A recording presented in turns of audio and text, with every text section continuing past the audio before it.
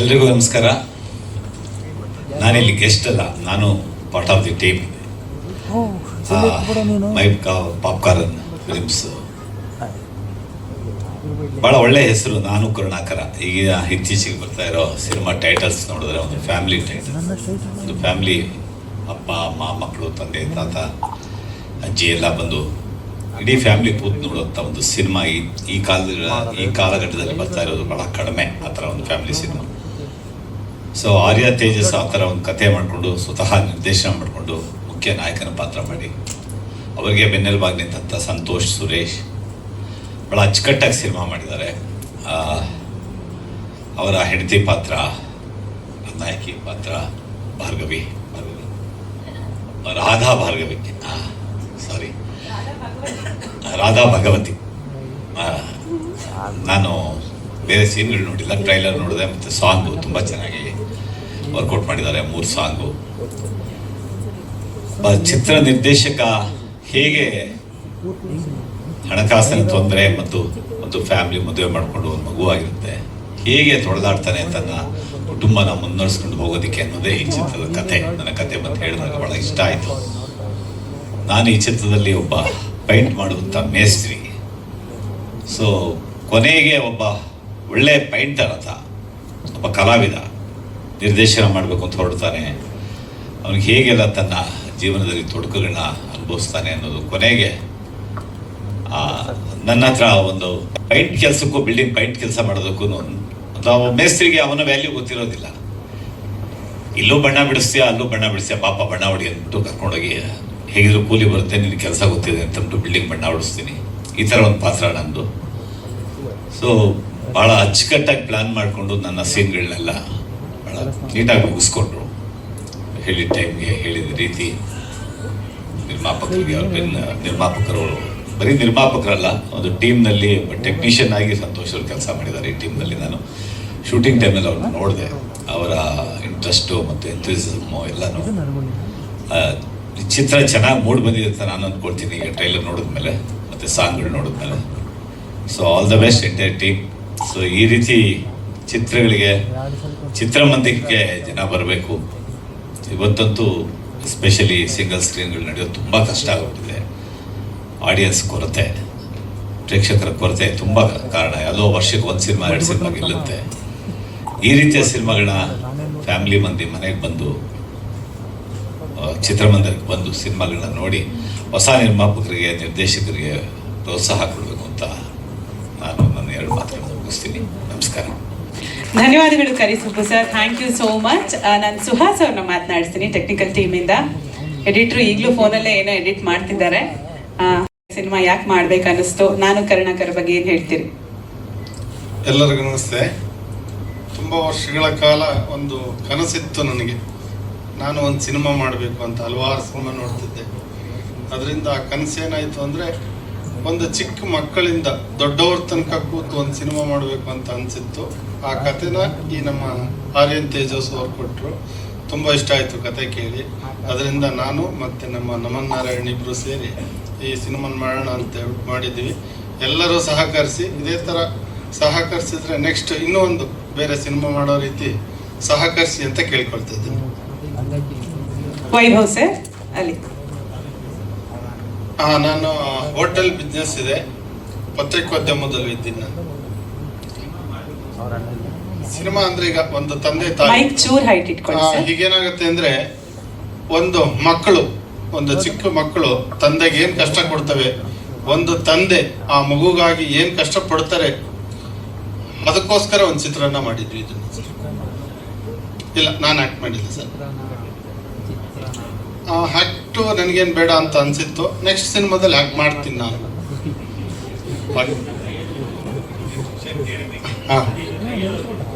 Okay sir. Yes, thank you Vaibhav sir. All the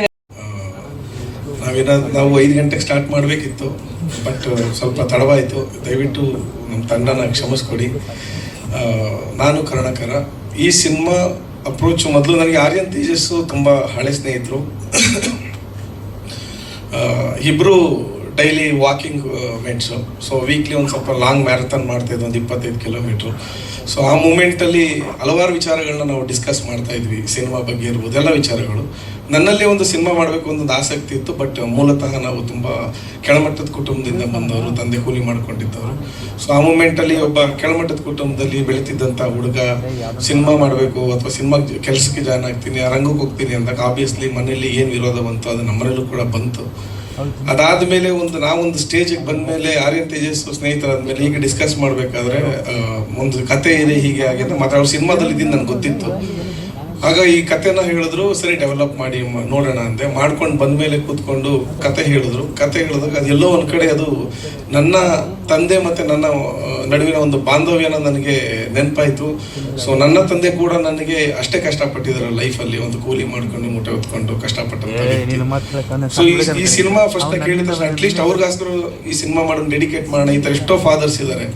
so ಒಂದು ಮಕ್ಕಳಿಗೋಸ್ಕರ ಬೆನ್ನೆಲುಬಾಗಿ ಅವ್ರ ಕಣ್ಣಿಗೆ ಮಕ್ಕಳು ಏನೇ ಮಾಡಬೇಕು ಅಂದ್ರೆ ಫಸ್ಟ್ ಮುಂದೆ ಮಕ್ಕಳು ಅವ್ರು ಓದೋದಿರ್ಬೋದು ಅಥವಾ ಅವ್ರ ಗುರಿ ಇರ್ಬೋದು, ಅವ್ರು ಮುಂದೆ ಕಷ್ಟಪಡೋದು ಬೇರೆ. ಬಟ್ ತಂದೆ ಆದವನು ಅವ್ರ ಬೆನ್ನಿಂದ ಅವನು ಕಾಣದಂಗೆ ಅವನ ವಿಷಸ್ನ ಕಂಪ್ಲೀಟ್ ಮಾಡೋಕ್ಕೆ ಕಷ್ಟಪಡೋದಿರುತ್ತಲ್ಲ, ಅದನ್ನ ಯಾವುದು ಬೆಲೆ ಕಟ್ಟಕ್ಕಾಗಲ್ಲ. ಸೊ ಅದಕ್ಕೋಸ್ಕರ ನಾನು ಈ ಸಿನಿಮಾನ ಅಪ್ರೋಚ್ ಮಾಡ್ಕೊಂಡೆ.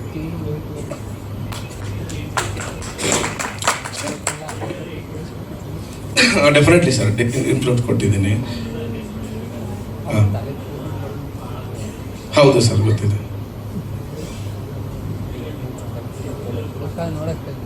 ಸರ್. ಇನ್ನೂ ತೋರಿಸಿಲ್ಲ ತಂದೆಗೆ, ಡೆಫಿನೆಟ್ಲಿ ತೋರಿಸ್ತೀನಿ ಸರ್. ಈಗ ರಿಲೀಸ್ ಬಿಫೋರ್ ಈಗ ಒಂದು ಶೋ ಇದೆ ಆ್ಯಕ್ಚುಲಿ ಚಾಮುಂಡೇಶ್ವರಲ್ಲಿ, ಅವತ್ತು ನಾನು ಕರೆದು ತೋರಿಸೋಣ ಅಂತ ಮಾಡಿದ್ದೀನಿ. ಆಲ್ಮೋಸ್ಟ್ ಕೆಲವೊಂದು ನಾವು ನಿಜ ಘಟನೆಗಳಿಂದ ಪ್ರೇರಿತವಾಗಿ ಕೆಲವೊಂದು ಸೀನ್ಗಳನ್ನ ಮಾಡಿದ್ದೀವಿ. ಕಥೆನೂ ಕೂಡ ಒಂದು ನಿಜ ಘಟನೆ ಆಧಾರಿತ ಸಿನಿಮಾನೇ ಬೇಸಲ್ಲಿ. ಆಲ್ಮೋಸ್ಟ್ ಟ್ರೂ ಇವೆಂಟ್ಸ್ ಈ ಥರ ನಡೀತಾನೆ ಇರುತ್ತೆ ಎಲ್ಲರ ಲೈಫಲ್ಲೂ ಕೂಡ. ಯಾರೋ ಒಂದು ಸ್ಕ್ರ್ಯಾಚ್ ಲೆವೆಲಿಂದ ಬಂದಿರ್ತಾರೆ ಲೈಫಲ್ಲಿ, ಆ ಮೂಮೆಂಟಲ್ಲಿ ಏನೋ ಒಂದು ವಿಷಯ ಇರುತ್ತೆ. ನಾವು ನಮ್ಮ ತಂದೆಯಿಂದ ಪಡ್ಕೊಳಕ್ಕಾಗದೇ ಇರ್ಬೋದು ಅಥವಾ ನಮ್ಮ ಮಕ್ಳಿಗೆ ಅದನ್ನು ಕೊಡೋಕ್ಕಾಗದೇ ಇರ್ಬೋದು. ಈ ಥರ ಘಟನೆಗಳು ಸಾಕಷ್ಟಿದ್ದಾವೆ. ಸೊ ಆ ಎಲಿಮೆಂಟ್ಸು ನಮ್ಮ ಎಲ್ಲರ ಲೈಫಲ್ಲಿ ಇರೋದ್ರಿಂದ ಅದ್ರ ಬೇಸ್ ಮೇಲೆ ಮಾಡಿರೋಂಥ ಸಿನಿಮಾ ಸರ್. 2 ವರ್ಷ ಆಯಿತು. ಸೊ 2 ಅಂದರೆ 1.25 ವರ್ಷ ಆಗಿದೆ ಸರ್. 2024 ಮಿಡಲ್ ಆಫ್ ದ ಇಯರಲ್ಲಿ ಸ್ಟಾರ್ಟ್ ಮಾಡಿದ್ದು ನಾವು ಸಿನಿಮಾನ ಸರ್. ನಂದು ಮೂಲತಃ ಮೈಸೂರು, ಬಟ್ ಇರೋದೆಲ್ಲ ಹಾಸನ. ಅದೇ ಸರ್, ವಿಜಯ್ ಸರ್ ಹತ್ರ ಮಾತಾಡಿದ್ದೀವಿ. ಮೊದಲಿಗೆ ಒಂದು 50 ಥಿಯೇಟರ್ಸಲ್ಲಿ ಪ್ಲ್ಯಾನ್ ಮಾಡ್ತಾ ಇದ್ದೀವಿ ಸ್ಕ್ರೀನ್ಸಲ್ಲಿ. ಆನಂತರ ನೋಡೋಣ, ಸಿನಿಮಾ ರೆಸ್ಪಾನ್ಸ್ ನೋಡ್ಕೊಂಡು ಮುಂದೆ ಹೋಗೋಣ ಅಂತ ಬೇಕಾಗಿರುವಂಥ ಒಂದಿಷ್ಟು ತಂಡದ ಜೊತೆ ಮಾತಾಡಿ ಅದಕ್ಕೆ ಬೇಕಾಗಿರುವಂಥ ಕೆಲಸಗಳನ್ನ ಮಾಡ್ತಾಯಿದ್ವಿ. ಹೇಗೆ ಅಂತ ಮೊದಲನೇದಾಗಿ ಎಲ್ರಿಗೂ ನಮಸ್ಕಾರ. ಇದು ನನ್ನ 2ನೇ ಪ್ರೆಸ್ ಮೀಟ್. ತಾವೆಲ್ಲರೂ ನನ್ನ ಹಿಂದಿನ ಸಿನಿಮಾದಲ್ಲೂ ಕೂಡ ಬಂದಿದ್ರಿ. ಸೊ ನಿಮ್ಮನ್ನೆಲ್ಲ ಮತ್ತೆ ನೋಡ್ಲಿಕ್ಕೆ ನಂಗೆ ತುಂಬಾ ಖುಷಿ ಆಗ್ತದೆ. ಆ್ಯಂಡ್ ನಾನು ಕರ್ಣಾಕರ, ತುಂಬ ಒಳ್ಳೆ ಸ್ಟೋರಿ. ಈ ಒಂದು ಸ್ಟೋರಿಯಲ್ಲಿ ನಾನು ಲೀಡಾಗಿ ಪಾತ್ರವನ್ನು ನಿರ್ವಹಿಸ್ತಾ ಇದ್ದೀನಿ. ಇದರಲ್ಲಿ ನನ್ನ ಪಾತ್ರ ಒಬ್ಬ ತಾಯಿಯ ಪಾತ್ರ. ನನಗೆ ಸ್ಟಾರ್ಟಿಂಗಲ್ಲಿ ಒಪ್ಕೋಬೇಕಾದ್ರೆ ಸ್ವಲ್ಪ ಭಯ ಆಯಿತು. ಹೇಗಪ್ಪ ಇವಾಗ ಹಿಂದೆ ಎಲ್ಲ ನೀವು ನೋಡಿರೋ ಹಾಗೆ ಬ್ರಾಹ್ಮಣರ ಮನೆ ಹುಡುಗಿ, ಕಾಲೇಜ್ ಸ್ಟೂಡೆಂಟು, ಸ್ಕೂಲ್ ಸ್ಟೂಡೆಂಟು ಆ ಥರ ಮಾಡ್ಕೊಂಡು ಬಂದಿದ್ದು. ಆ್ಯಂಡ್ ನನ್ನ ಹಿಂದಿನ ಪ್ರಾಜೆಕ್ಟ್ ಅಮೃತಧಾರೆಯಲ್ಲಿ ಮಲ್ಲಿ ಕ್ಯಾರೆಕ್ಟರನ್ನು ನೀವು ನೋಡೇ ಇದ್ದೀರಿ. ಸೊ ಆ ಥರದ್ದೆಲ್ಲ ಮಾಡ್ಕೊಂಡು ಬಂದು ಇವಾಗ ಡೈರೆಕ್ಟಾಗಿ ಒಂದು ತಾಯಿ ಪಾತ್ರ ಮಾಡಬೇಕು ಅಂತ ಬಂದಾಗ ನನಗೆ ಸ್ವಲ್ಪ ಭಯ ಆಯಿತು. ಬಟ್ ಸ್ಟೋರಿ ಆ್ಯಂಡ್ ಅದೊಂದು ಏನಂತಾರೆ ಬಾಂಡಿಂಗ್ಸನ್ನು ತಿಳಿಸುವಂಥ ಸ್ಟೋರಿ ಆಗಿದ್ದರಿಂದ ನಾನು ಈ ಒಂದು ಕಥೆಯನ್ನು ಒಪ್ಕೊಂಡೆ. ನನಗೆ ಪರ್ಸ್ನಲಿ ಈ ಒಂದು ಕತೆ ಕೇಳಿದಾಗ ನನ್ನ ಹಳೆ ಮೆಮೊರೀಸ್ ಎಲ್ಲ ನನಗೆ ಮತ್ತೆ ಕಣ್ಮುಂದೆ ಬಂದ ಹಾಗಾಯಿತು. ಎಲ್ಲ ನನ್ನ ಚೈಲ್ಡ್ಹುಡ್ ಮೆಮೊರೀಸ್ನ ಎಲ್ಲ ರೀಕಾಲ್ ಮಾಡ್ತಾ ನಾನು ಕೂತ್ಕೊಂಡಿದ್ದೆ ಈ ಒಂದು ಸ್ಟೋರಿ ನಾನು ಕೇಳಬೇಕಾದ್ರೆ. ಸೊ ಡೆಫಿನೆಟ್ಲಿ ಈ ಒಂದು ಸ್ಟೋರಿ ತುಂಬ ತುಂಬ ಜನಕ್ಕೆ ಇಷ್ಟ ಆಗುತ್ತೆ. ಎಲ್ಲರೂ ಸಿನಿಮಾ ಇದರಲ್ಲಿ ಕೂತ್ಕೊಂಡು ಸಿನಿಮಾ ನೋಡಬೇಕಾದ್ರೆ ಎಲ್ರಿಗೂ ತಮ್ಮ ಮೆಮೊರೀಸ್ ಮತ್ತೆ ಕಣ್ಮುಂದೆ ಬರುತ್ತೆ ಅಂತ ನನಗೆ ಅನ್ನಿಸ್ತು. ಸೊ ಹಾಗಾಗಿ ನಾನು ಈ ಸ್ಟೋರಿಯನ್ನು ಒಪ್ಕೊಂಡೆ. ಆ್ಯಂಡ್ ಸಾಂಗ್ ಎಲ್ಲ ನನಗೆ ಸ್ಟಾರ್ಟಿಂಗಲ್ಲಿ ಕೇಳಿಸಿದ್ರು, ತುಂಬಾ ಖುಷಿ ಆಯಿತು ಸಾಂಗ್ಸು ಕೇಳಿ. ಆ್ಯಂಡ್ ಇನ್ನೊಂದು ಖುಷಿ ವಿಚಾರ ಏನು ಅಂದರೆ ನಮ್ಮ ಸಿನಿಮಾಗೆ ಯು ಸರ್ಟಿಫಿಕೇಟ್ ಸಿಕ್ಕಿದೆ. ಸೊ ಅದೊಂದು ತುಂಬ ಖುಷಿ ವಿಚಾರ. ಈಗಿನ ಸಿನಿಮಾಸಲ್ಲಿ UA ಸಿಗುತ್ತೆ, ಬಟ್ ಯು ಸಿಗೋದು ತುಂಬಾ ಕಡಿಮೆ. ಅಂಥದ್ರಲ್ಲಿ ನಮಗೆ ಯು ಸಿಕ್ಕಿದೆ. So I am really very proud of this thing.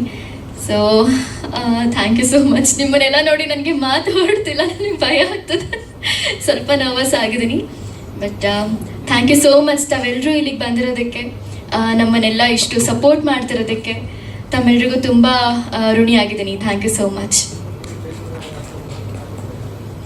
ಇಲ್ಲ, ನಾನು ತುಂಬ ಚಿಕ್ಕವಳಿದ್ದಾಗ ಒಂದು 3 ವರ್ಷದ ಹುಡುಗಿ ಆಗೋವರೆಗೂ ಅದು ಬೇಕು ಇದು ಬೇಕು ಅಂತ ಕೇಳ್ತಾ ಇದ್ದೆ. ಬಟ್ ಅದಾದಮೇಲೆ ಮನೆ ಕಷ್ಟಗಳನ್ನು ಆ ವಯಸ್ಸಲ್ಲೇ ನನಗೆ ತಿಳ್ಕೊಳಕ್ಕೆ ಸ್ಟಾರ್ಟ್ ಮಾಡಿದೆ. ನಾನು ಅಷ್ಟಾಗಿ ನಾನೇನು ಕೇಳ್ತಾ ಇರಲಿಲ್ಲ. ನಾನು ಇಲ್ಲಿವರೆಗೂ ನಂಗೆ ಅದು ಬೇಕು, ನನಗೆ ಇದು ಬೇಕು ಅಂತ ನಮ್ಮ ಅಪ್ಪ ಅಮ್ಮನ ಹತ್ರ ನಾನು ಯಾವತ್ತೂ ಕೇಳಿದ್ದೇ ಇಲ್ಲ. ಇನ್ನೂ ನನ್ನ ತಮ್ಮ ಕೇಳ್ತಾ ಇದ್ದ, ಬಟ್ ನಾನು ಅಷ್ಟಾಗಿ ಏನೂ ಕೇಳಿಲ್ಲ.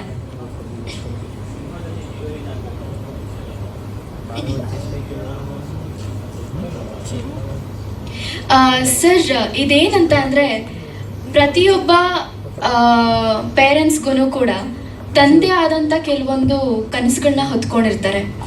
ಬಟ್ ಕೆಲವೊಂದು ಪ್ರೆಷರ್ಗಳಿಂದಾಗಲಿ ಅಥವಾ ಪ್ರಾಬ್ಲಮ್ಸ್ಗಳಿಂದಾಗಲಿ ಅವರು ಆ ಒಂದು ಕನಸನ್ನು ಬದಿಗೊತ್ತಿ ತಮ್ಮ ಫ್ಯಾಮಿಲಿಗೆ ಏನು ಬೇಕು, ತಮ್ಮ ಮಕ್ಕಳಿಗೆ, ತಮ್ಮ ಪಾರ್ಟ್ನರ್ಗೆ, ತಮ್ಮ ತಂದೆ ತಾಯಿಗೆ ಏನು ಬೇಕು ಅದನ್ನು ಮಾಡೋಕ್ಕೆ ಸ್ಟಾರ್ಟ್ ಮಾಡ್ತಾರೆ. ಇಲ್ಲಿ ಈ ಒಂದು ಪಾತ್ರದ ಕೂಡ ಅದೇ ಕಥೆ. ಈ ಒಂದು ಪಾತ್ರ ಅಂತ ಅಲ್ಲ, ತಂದೆ ತಾಯಿ ಇಬ್ಬರದು ಅದೇ ಕಥೆ. ನನಗೇನೋ ಒಂದು ದೊಡ್ಡದಾಗಿ ಏನೋ ಮಾಡಬೇಕು, ಸಾಧನೆ ಮಾಡಬೇಕು ಅಂತ ಆಸೆ ಇರುತ್ತೆ. ಬಟ್ ನಮಗಿರೋವಂಥ ಕೆಲವೊಂದು ಪ್ರಾಬ್ಲಮ್ಸಿಂದ ನನ್ನ ಮಕ್ಕಳಿಗೋಸ್ಕರ, ನನ್ನ ಗಂಡನಿಗೋಸ್ಕರ ನಾನು ನನ್ನ ಏನಂತಾರೆ ಕನಸುಗಳನ್ನೆಲ್ಲ ಬದಿಗೊತ್ತಿ ಇವ್ರಿಗೋಸ್ಕರ ನಾನು ವರ್ಕ್ ಮಾಡೋಕ್ಕೆ ಸ್ಟಾರ್ಟ್ ಮಾಡ್ತೀನಿ. ಆ್ಯಂಡ್ ನನ್ನ ಗಂಡ ಚೆನ್ನಾಗಿ ಮುಂದುವರಿಲಿ ಅಂತ ಹೇಳಿ ಅವ್ರಿಗೆ ಸಪೋರ್ಟ್ ಮಾಡೋಕ್ಕೆ ನಿಂತ್ಕೊಳ್ತೀನಿ. ಇದು ಜಸ್ಟ್ ಒಂದು ಸ್ಟೋರಿ ಅಲ್ಲ, ಪ್ರತಿಯೊಬ್ಬರ ಮನೆ ಕಥೆ ಇದು. ಎಲ್ಲರಿಗೂ ಕೂಡ ಒಂದಲ್ಲ ಒಂದು ಆಸೆ ಇದ್ದೇ ಇರುತ್ತೆ, ಬಟ್ ಕಾರಣಾಂತರಗಳಿಂದ ಅದನ್ನು ಪೂರೈಸ್ಕೊಳಕ್ಕಾಗಿರೋದಿಲ್ಲ.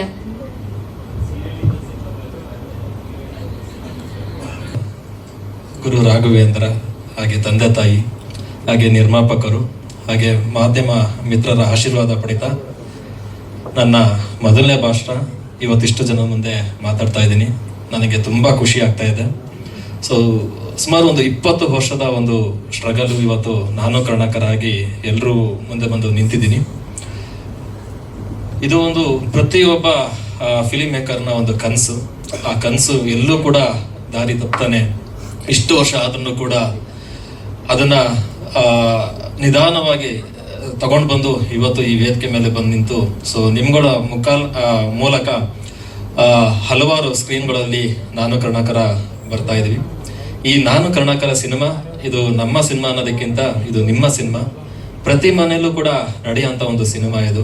ಸೊ ಪ್ರತಿ ಮನೆಯಲ್ಲೂ ಕೂಡ ಒಬ್ರು ಕರ್ಣಾಕರ ಇರ್ತಾರೆ, ಪ್ರತಿ ಮನೆಯಲ್ಲೂ ಕೂಡ ಮಮತಾ ಇರ್ತಾರೆ, ಹಾಗೆ ಟಾರ್ಚರ್ ಕೊಡೋ ಅಂತ ಮಕ್ಕಳು ಕೂಡ ಇರ್ತಾರೆ.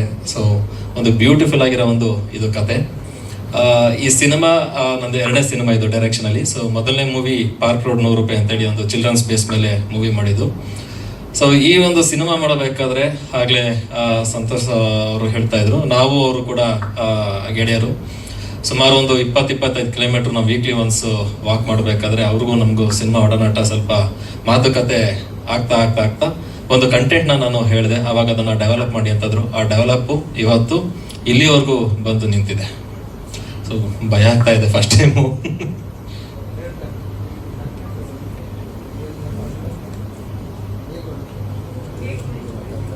ಇದು ಕಂಟೆಂಟ್ ಲೈಕ್ ನನಗೆ ಎಲ್ಲರೂ ಮನೇಲೂ ನೋಡ್ತಾ ಇದ್ದೆ, ಹೊರಗಡೆ ನೋಡ್ತಾ ಇದ್ದೆ, ನನ್ನ ಮನೇಲೂ ನೋಡ್ತಾ ಇದ್ದೆ. ಸೊ ಇದೆಲ್ಲ ಒಂದು ಕಡೆ ಯೂನಿವರ್ಸಲ್ ಅನ್ನಿಸ್ತು ಸಬ್ಜೆಕ್ಟ್. ಸೊ ನನಗೆ ಪಾರ್ಕ್ ರೋಡ್ ಮೂವಿನೂ ಕೂಡ ಒಂದು ಯೂನಿವರ್ಸಲ್ ಸಬ್ಜೆಕ್ಟ್ ಆಗಿ ನಾನು ಮಾಡಿದ್ದು. ನನಗೇನಾದರೆ ಫ್ಯಾಮಿಲಿ ಆಡಿಯನ್ಸ್ ನನಗೆ ಬರಬೇಕು ಅನ್ನೋದು ಒಂದು ಫೀಲ್ ಇತ್ತು. ಸೊ ಅವಾಗ ಆ ಕಂಟೆಂಟ್ನ ಹುಡುಕ್ಬೇಕಾದ್ರೆ ಎಲ್ಲೋ ಒಂದು ಕಡೆ ನೋಡಿದೆ ಆ ಘಟನೆ. ಅದೆಲ್ಲೋ ಒಂದು ಕಡೆ ನನಗೆ ಥಾಟ್ ಶುರು ಆಯಿತು. ಅದ್ರದ್ದು ಪ್ರೋಸೆಸ್ ಮಾಡ್ತಾ ಹೋಗ್ತಾ ಇರ್ಬೇಕಾದ್ರೆ ಹಲವಾರು ವಿಷಯಗಳು ಸಿಗ್ತಾ ಹೋಯ್ತು, ಟ್ರೂ ಇನ್ಸಿಡೆಂಟ್ಗಳು ಸಿಗ್ತಾ ಹೋಯ್ತು. ಹೌದಲ್ವ, ಇದು ನಮ್ಮ ಕತೆಗೂ ಕೂಡ ಇದು ಎಲ್ಲೋ ಒಂದು ಕಡೆ ಕನೆಕ್ಷನ್ಸ್ ಇದೆ. ಇದು ಬರೀ ಒಬ್ರದಲ್ಲ, ಹಲವಾರು ಜನದ್ದು ಇದೆ ಅನ್ನೋದು ಒಂದು ಫೀಲ್ ಆಯ್ತು ಸರ್. ಅವಾಗ ಡೆವಲಪಿಂಗ್ ಶುರು ಆಯ್ತು.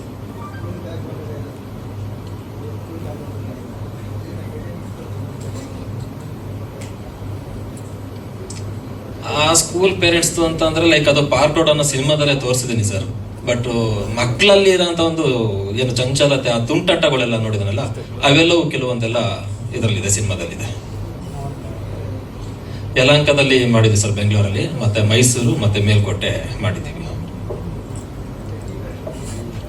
ಸರ್. ಟೆಕ್ನಿಕಲಿ ಟೀಮು ಬಂದು DOP ಬಂದು ವಿಜಯರಾಮ್ ಅಂತ ಹೇಳಿ ಮಾಡಿದ್ದಾರೆ, ಮ್ಯೂಸಿಕ್ ಡೈರೆಕ್ಟರ್ ಬಂದು ರೋಹಿತ್ ಸೋವರ್ ಅಂತ ಹೇಳಿ, ಸೊ ಎಡಿಟರ್ ಬಂದು ಸುಹಾಸ್ VFX ಇದು ಮಾಡಿದ್ದಾರೆ. ಇನ್ನು ಪೋಸ್ಟ್ ಪ್ರೊಡಕ್ಷನ್ ವರ್ಕ್ ಎಲ್ಲ ಚಾಮುಂಡೇಶ್ವರಿ ಆಗಿದೆ ಸರ್. ಮತ್ತೆ ನಾ ಡಬ್ಬಿಂಗು ಕಿಂಗ್ಸ್ ಫ್ರೇಮ್ ಅಂತ ಹೇಳಿ ವಿಜಯ್ ಉಳ್ಳಾಳದಲ್ಲಿ ಅವ್ರದ್ದು ಸ್ಟುಡಿಯೋ ಇದೆ, ಅಲ್ಲಿ ಆಗಿದೆ ಸರ್.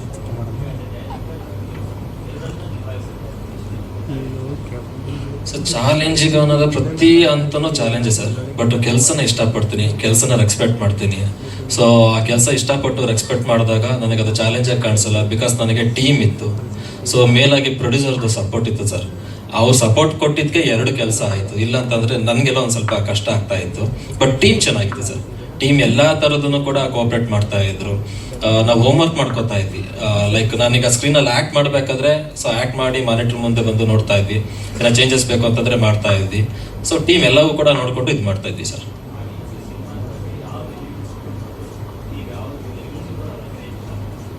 ಸರ್ ಇದರಲ್ಲಿ ಹಲವಾರು ವಿಷಯಗಳಿದ್ದಾವೆ.